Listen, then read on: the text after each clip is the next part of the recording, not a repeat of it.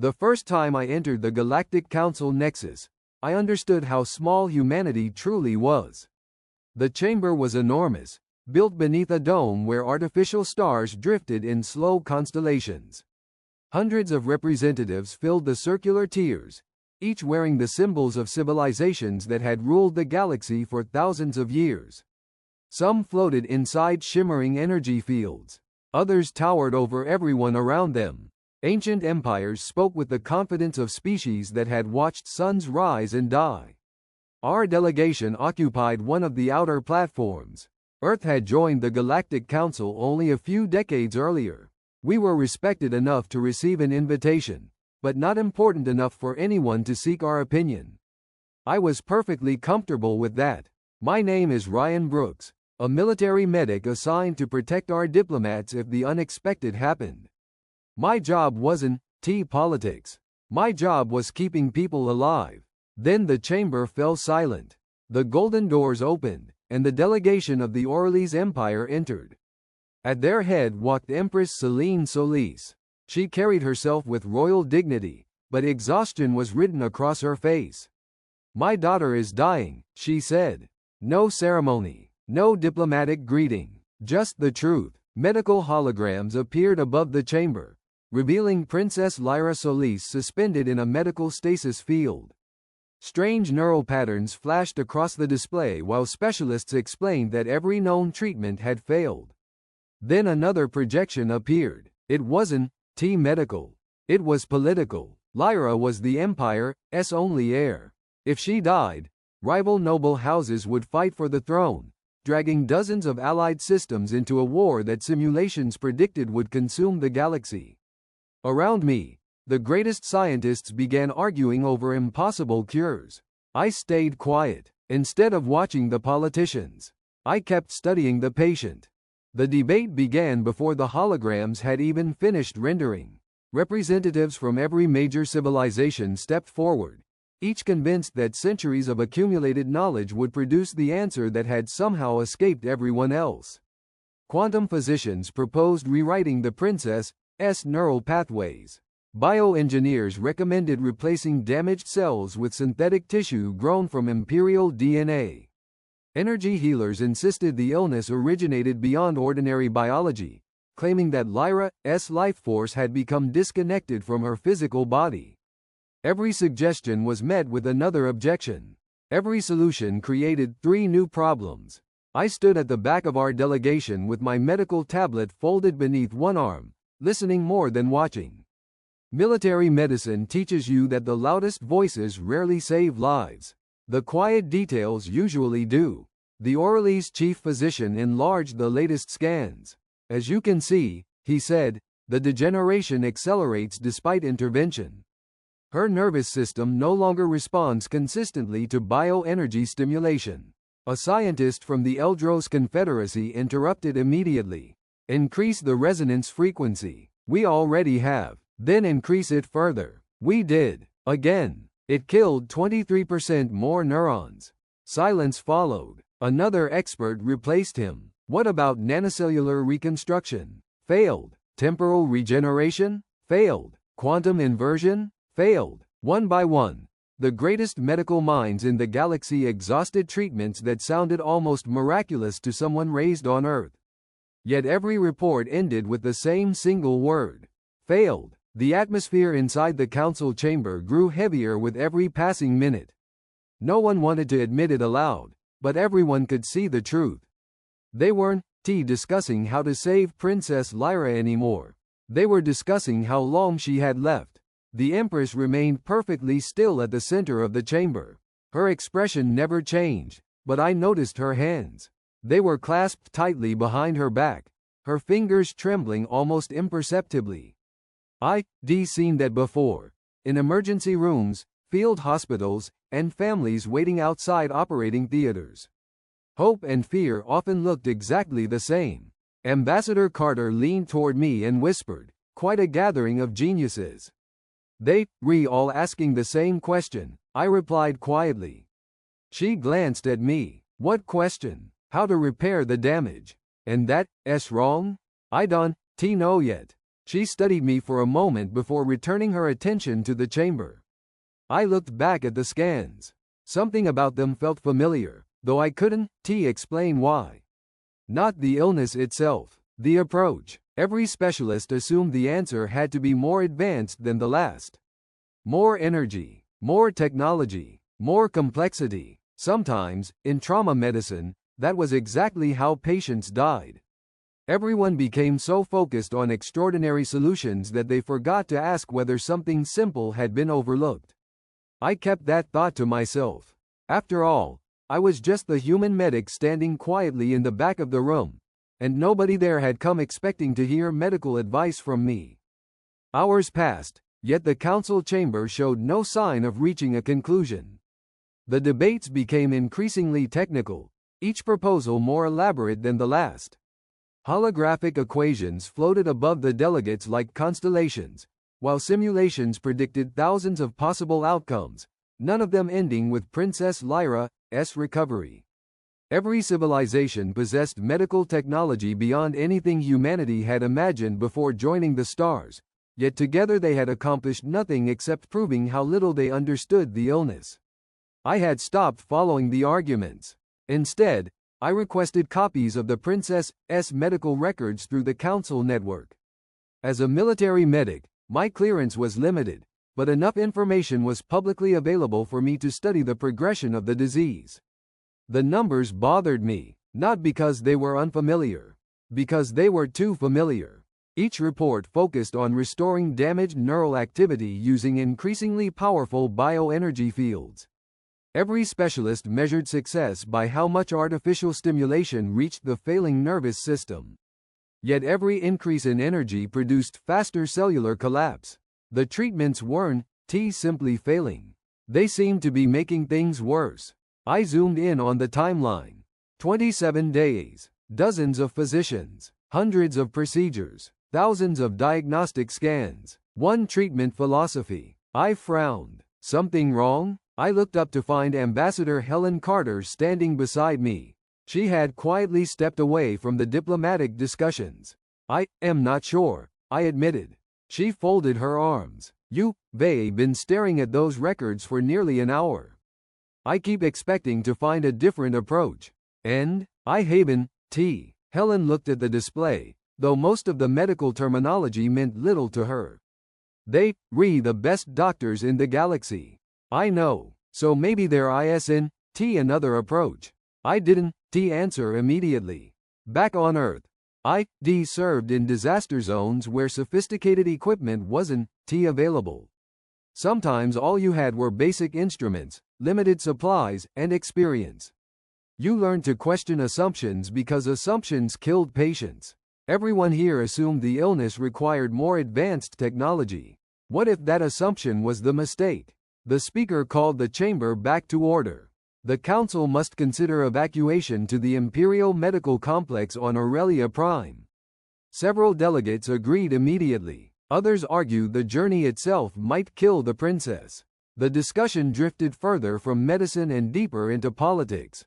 I barely noticed. My eyes remained fixed on one line buried deep within the latest diagnostic report. Subject exhibits temporary stabilization during periods of reduced bioenergy exposure. Cause unknown. Temporary stabilization. Reduced intervention. No one had highlighted it. No one had even discussed it. It was treated as an irrelevant anomaly. In military medicine, anomalies are often where the answers begin. I leaned back in my chair and quietly exhaled. For the first time since the emergency session had begun, I wasn't thinking about what everyone else knew. I was thinking about what they might have missed. The council chamber had grown quieter, but not because anyone was closer to an answer. Exhaustion was replacing confidence. Delegates who had arrived certain their civilizations possessed the solution now sat in thoughtful silence, watching simulations fail one after another. Even the most celebrated physicians had begun repeating earlier proposals with minor variations, hoping a different sequence or dosage might succeed where every previous attempt had failed. I continued reviewing the medical records. The more I read, the more convinced I became that everyone had become trapped inside the same pattern of thinking. Every treatment assumed Princess Lyra's body lacked something. More energy, more stimulation, more intervention. No one had seriously considered the possibility that her body wasn't missing anything at all. Maybe it was simply reacting to the treatments themselves. I enlarged the timeline again. Each period of deterioration closely followed another increase in bioenergy intensity. The correlation wasn't perfect, but it appeared often enough to bother me. In emergency medicine, small patterns could mean the difference between life and death. Ambassador Carter noticed me staring at the display. They found something. I am not sure they found anything, I admitted. But I think everyone keeps trying to solve the same problem the same way. She studied my expression. You want to say something? I looked toward the center of the chamber. Ancient rulers, brilliant scientists, civilizations with thousands of years of medical experience, and one human medic from a species that had barely joined the council. No one is going to listen. You don't know that. I almost smiled. I know exactly that. Before either of us could speak again, the speaker addressed the chamber. If there are no additional proposals, we will begin preparations to transfer the princess to Aurelia Prime. The silence that followed felt heavier than all the arguments before it. Without really planning to, I heard my own voice. As long as someone is still alive, I said calmly, there is always hope. Every conversation stopped. Hundreds of eyes turned toward the human delegation. I suddenly understood what it felt like to become the center of the galaxy's attention. I continued anyway. Sometimes the answer isn't a more complicated solution. I paused just long enough to make sure every translator had caught the first sentence. It's simply a different one.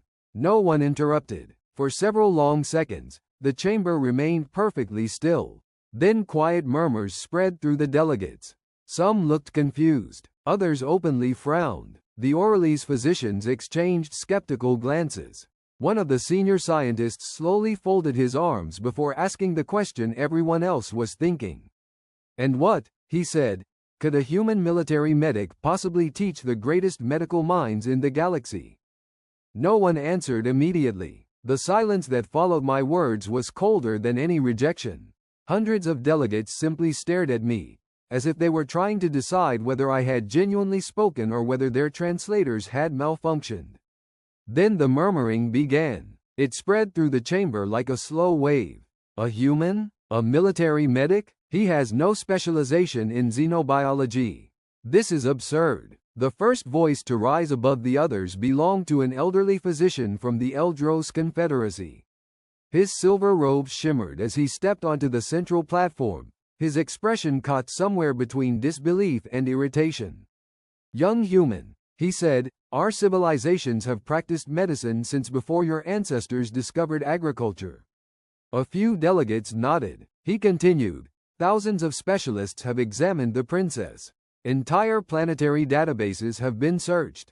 Artificial intelligences have simulated billions of treatment pathways. He raised one elegant hand toward me.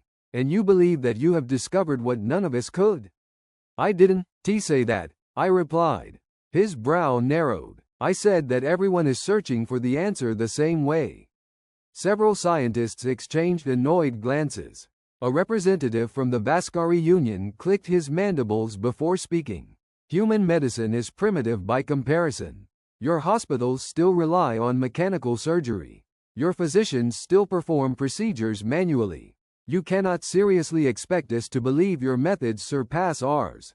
They don't, I answered calmly. Another murmur rolled through the chamber. My medical training isn't better than yours. My equipment isn't more advanced. My experience doesn't compare to yours. I paused before continuing, but experience can become a habit. That finally caught their attention. What do you mean? The Empress asked quietly. I turned toward her. When every expert has been trained the same way, they eventually stop questioning the foundation they standing on. I activated the medical display beside me.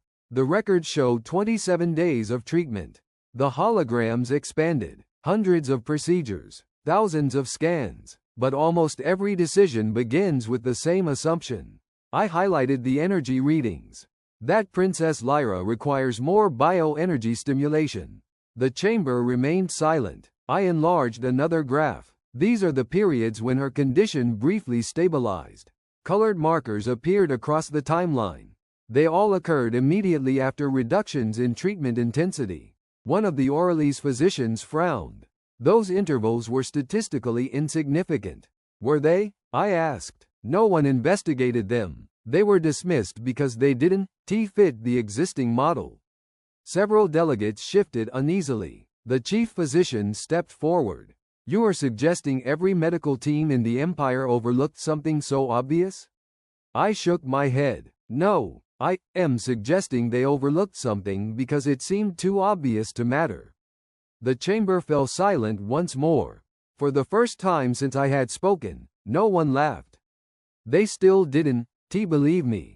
But they had stopped dismissing me. The council did not dismiss me again. That surprised me more than the silence.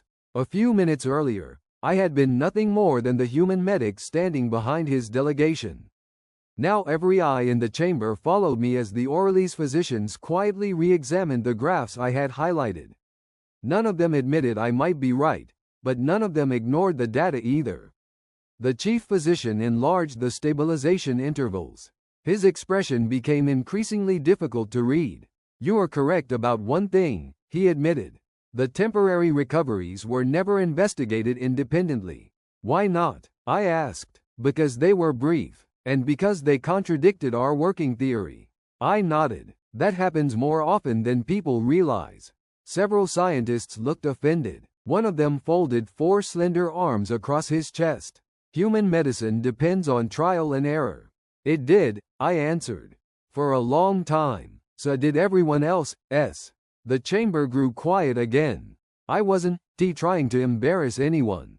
Medicine isn't about proving who's smarter. It's about giving the patient another sunrise. The Empress descended from the central platform and stopped a few steps away from me. Up close, she looked even more exhausted than before. There were faint shadows beneath her silver eyes, and although she stood perfectly straight, I could see the strain in every controlled movement. You truly believe another evaluation could help my daughter? I believe repeating the same evaluation one. She studied me for several long seconds. You speak with remarkable confidence.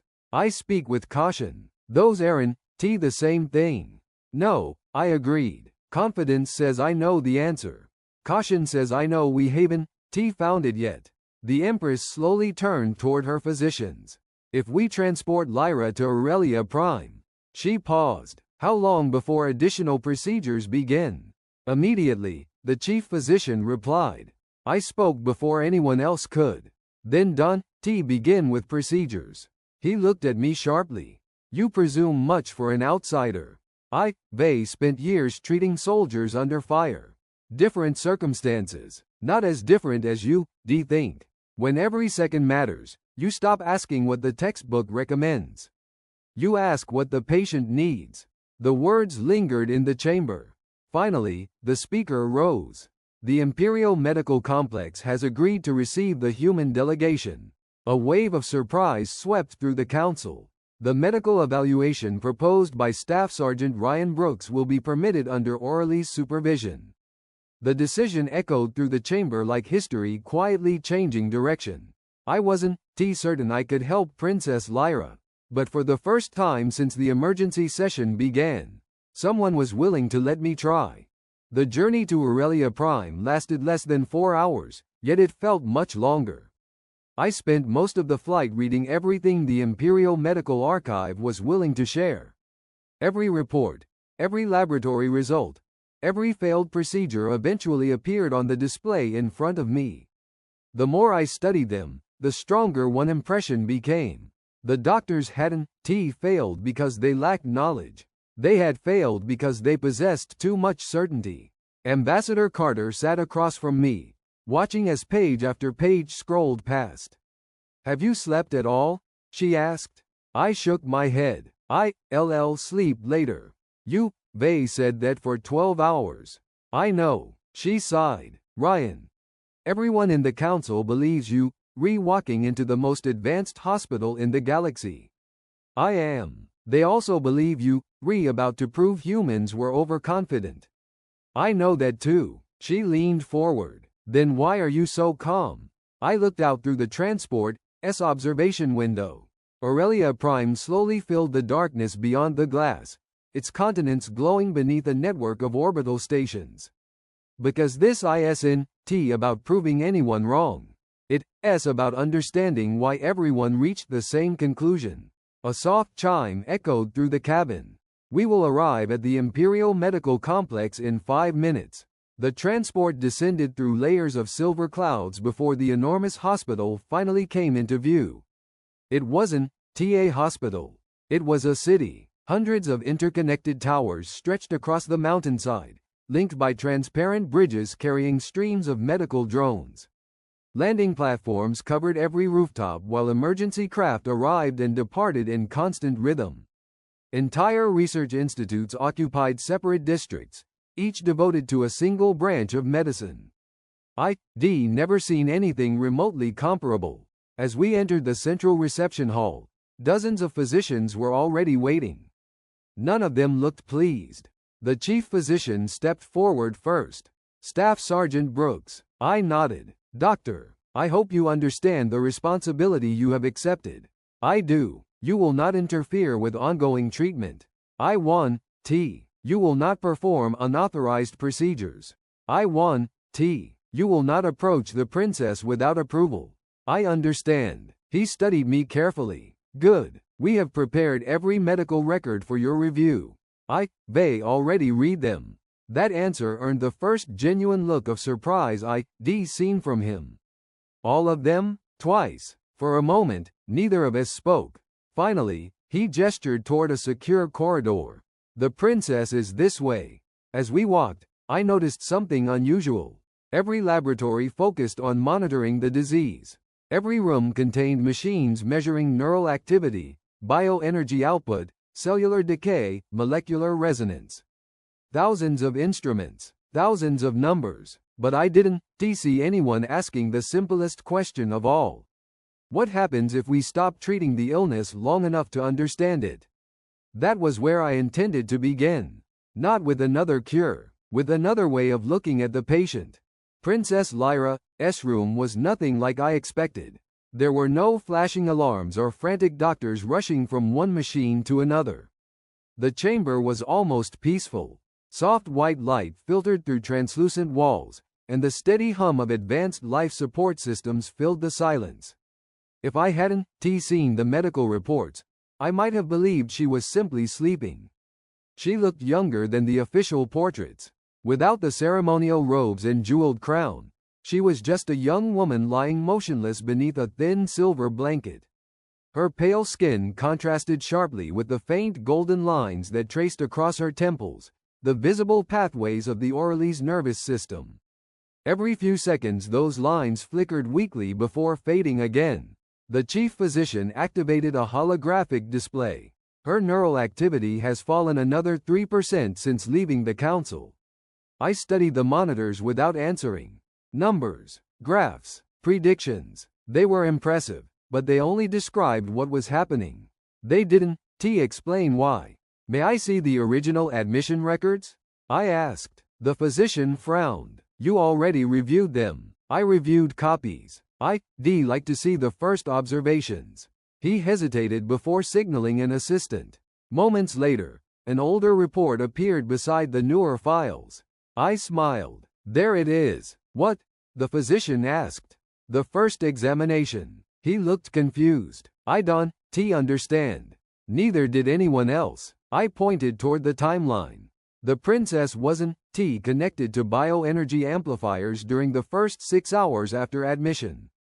Correct. And during those 6 hours, he enlarged the chart. Her condition remained stable. His expression slowly changed. It was attributed to residual cellular function.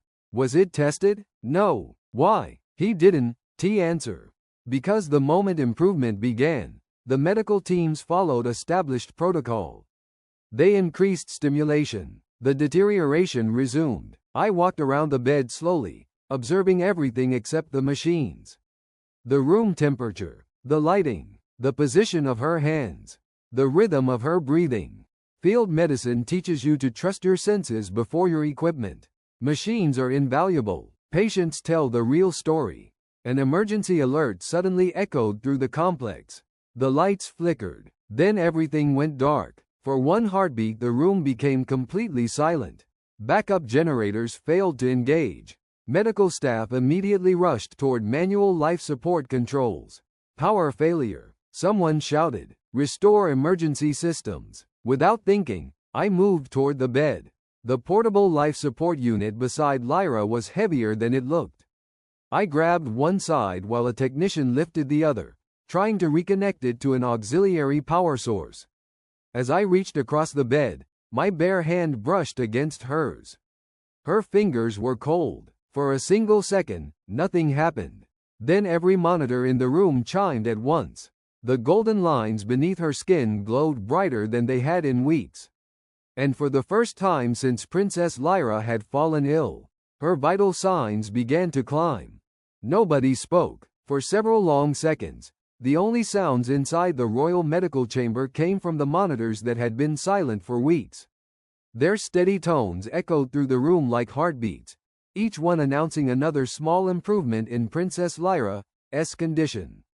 I slowly withdrew my hand. The golden light beneath her skin faded almost immediately. Every monitor reacted. Her neural activity began falling again. "Wait," the chief physician's voice cracked with disbelief. "Don't move." I froze. He stared at the display, his hands trembling as streams of data flooded across the holographic screens. Neural conductivity increasing. Another doctor interrupted. Cellular synchronization restored by 12%. A third scientist leaned over his console. "Impossible. Her degenerating nerve clusters are reconnecting." No one seemed to notice they were talking over one another. I carefully reached toward Lyra's hand again. The instant our skin touched, the monitors answered. Her heartbeat steadied. Electrical activity spread through her nervous system like sunlight breaking through clouds. The room erupted into controlled chaos. "Record everything. Increase sensor resolution. Start molecular imaging." Within seconds, dozens of medical drones filled the chamber, surrounding the bed while every available scanner focused on the point where our hands touched. The chief physician looked at me as though he'd never seen a human before. "Do not break contact." "I am not planning to." His assistants rushed to recalibrate their equipment. One scientist carefully placed a biofield analyzer beside my arm. Another monitored Lyra's cellular response in real time. The numbers continued climbing. Not rapidly, not dramatically, steadily, consistently. Exactly what no treatment had accomplished in nearly a month. The Empress arrived moments later, surrounded by Imperial guards. She stopped in the doorway. No one needed to explain what she was seeing. The monitors told the story themselves. "My daughter." Her voice barely rose above a whisper. The chief physician finally found enough composure to answer. "Your Majesty." He swallowed. "The princess is stabilizing." The Empress looked from the displays to my hand resting gently around Lyra's. "How?" No one answered. Because no one knew. Not yet. 3 hours later the laboratory tests began. Under tightly controlled conditions, we repeated the contact again and again. Gloved contact. No effect. Artificial skin. No effect. Mechanical pressure. No effect. Direct skin contact. Immediate improvement. The results remained identical every single time. One senior researcher slowly lowered his tablet. "This isn't treatment." Another nodded. "No." He looked directly at me. "It's resonance." For the first time since arriving on Aurelia Prime, I realized this wasn't just about saving one patient anymore. We had accidentally discovered something no civilization in the galaxy had ever known. And somewhere beyond the Empire's borders, someone else was already learning about it. The news spread through the Imperial Medical Complex faster than any official announcement could contain it. By sunrise, Every laboratory on Aurelia Prime had abandoned its previous research and focused on a single question. Why did contact with a human stabilize Princess Lyra's nervous system? I spent the next 2 days inside Laboratory 7, surrounded by physicians who had gone from doubting me to studying me. They scanned my nervous system, measured my heartbeat, analyzed my skin conductivity, even recorded the tiny electrical impulses produced by every muscle in my body. None of us enjoyed the attention, least of all me. It isn't your DNA, one researcher muttered, comparing another series of results. It isn't body temperature, another added. Or emissions done, match. The chief physician slowly enlarged a graph that overlaid my bioelectric activity with Lyra's neural signals. There, every eye followed his finger. Whenever my hand touched the princess, my body's natural electrical field synchronized with the damaged pathways inside her nervous system. The effect wasn't powerful enough to force healing. It simply gave her own cells the stability they had been missing. They repairing themselves, I said quietly. The physician nodded. They've been trying to replace what wasn't broken. Outside the laboratory, however, not everyone celebrated the discovery. Hidden among the thousands of transmissions leaving Aurelia Prime was one that never reached the Council archives. It traveled instead to the Orion Dominion. Their intelligence service needed only one sentence. Human contact reverses the Imperial illness. Hours later, security across the medical complex tightened without explanation. Imperial guards appeared at every entrance. Transport traffic was suspended. The chief physician looked uneasy. Has something happened? Before anyone answered, alarms echoed through the corridor. Not medical alarms, security alarms. A soldier burst into the laboratory. Your Majesty, he shouted into his communicator. Enemy operatives have breached the western wing. The room froze. They heading here. The chief physician looked at me. They coming for you. I glanced toward Princess Lyra. She had recovered enough strength to sit upright, though she still tired quickly. You need to leave, a guard ordered. No, I answered. I am not leaving her. The first explosion shook the building. Emergency lights flooded the corridors with crimson. Blaster fire erupted somewhere beyond the laboratory doors. The captain of the Imperial Guard drew his weapon. They reached the medical level. He looked directly at me. Whatever happens, they cannot take you alive. I wasn't thinking about myself. I was thinking about the frightened young woman beside me, whose hand had unknowingly changed the future of the galaxy. And I had no intention of letting anyone take her either. The laboratory doors exploded inward before anyone could answer. 3 armored figures rushed through the smoke, their black combat suits bearing no insignia, but their weapons identified them immediately. Orion Dominion, military-grade pulse carbines, precision equipment. They hadn't come to kill. They had come to capture. Secure the human, one of them shouted. Imperial guards opened fire. Blue energy bolts tore across the laboratory, shattering glass partitions and sending medical drones crashing to the floor. Scientists dove behind consoles while emergency shields sealed sections of the room. I grabbed Princess Lyra's arm. Can you stand? She nodded weakly. I think so. Then stay behind me. She looked almost offended. I am the crown princess of the Aurelis Empire. And right now, I replied, you my patient. For the first time since we met, she smiled. Only for a second. Then another explosion shook the laboratory. The attackers pushed forward with disciplined precision, forcing the guards back toward the treatment chamber. They only want Brooks, one guard shouted. No, their commander answered grimly.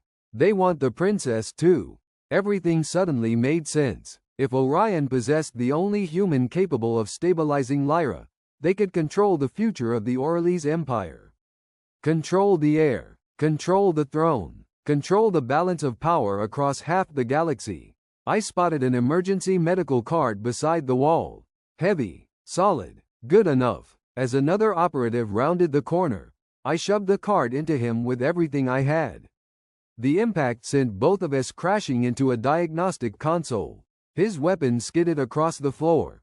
Years of military training took over before I even thought. I kicked the weapon away, drove my shoulder into his chest, pinned his arm until Imperial guards reached us. Behind me, Lyra did something no physician would ever have approved. Ignoring every order to stay back, she reached the emergency control panel and activated the laboratory's isolation protocol. Massive alloy doors slammed shut behind the remaining attackers. Half the enemy force was trapped outside. The guards seized the advantage immediately. Within minutes the firefight was over. The surviving Orion agents surrendered. Silence returned almost as suddenly as the attack had begun. Empress Selene entered through the damaged doorway, surrounded by reinforcements. Her eyes moved first to her daughter, then to me. Lyra was standing on her own. Tired, shaken, alive, the Empress faced the cameras that had begun broadcasting across the galaxy. Her voice was calm, but every word carried through the silent laboratory. They believed my daughter was dying. She gently took Lyra's hand before looking toward me, until a human touched her hand. In that moment, the entire galaxy witnessed what many would forever remember as nothing less than a miracle. The emergency session of the Galactic Council lasted for nearly 12 hours. I spent most of it standing behind Earth's delegation, wishing I were back inside a hospital instead of beneath the towering crystal dome of the Council Nexus. Politics had never interested me. Wounds were simpler than governments. The evidence against the Orion Dominion was overwhelming. Every transmission recovered from the captured commandos had been decrypted. Every flight plan matched military records.